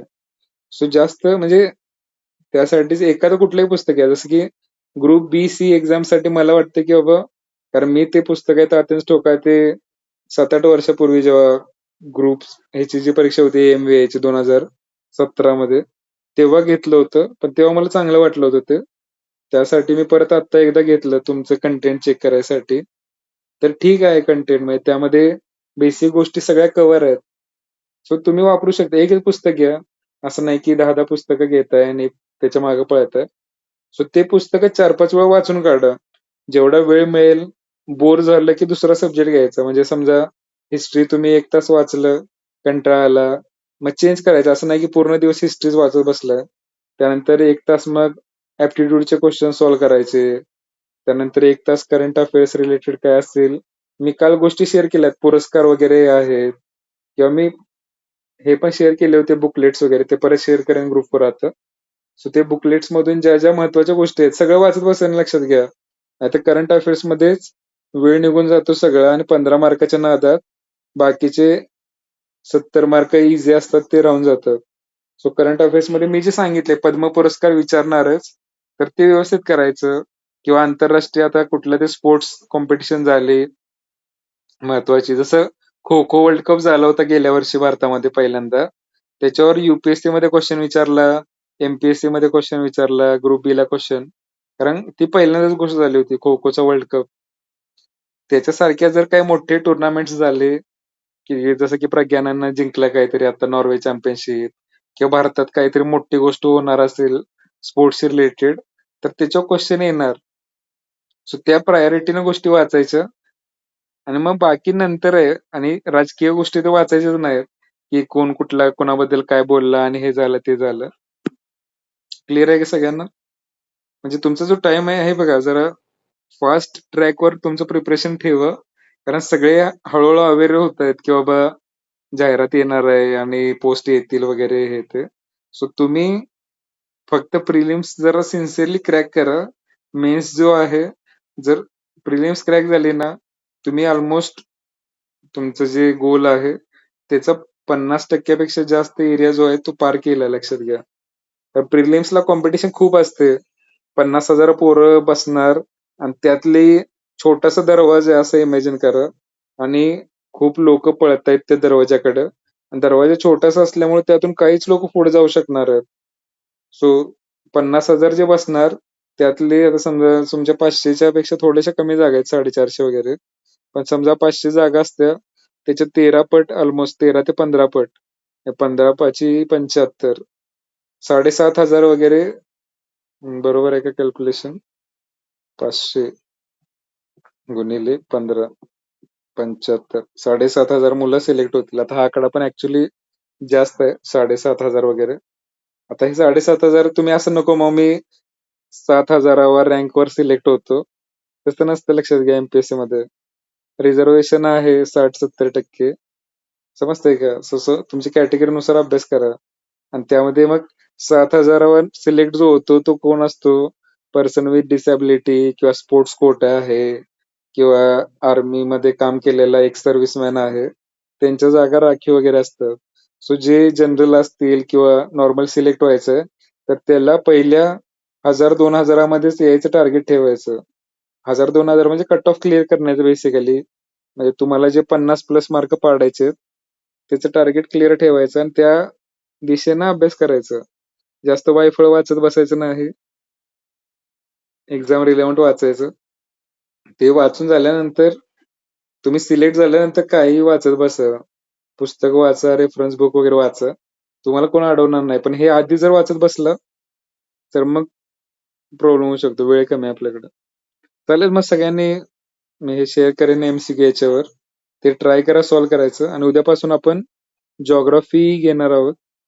जॉग्राफी थोडंसं सगळ्यांना इझी आहे समजायला.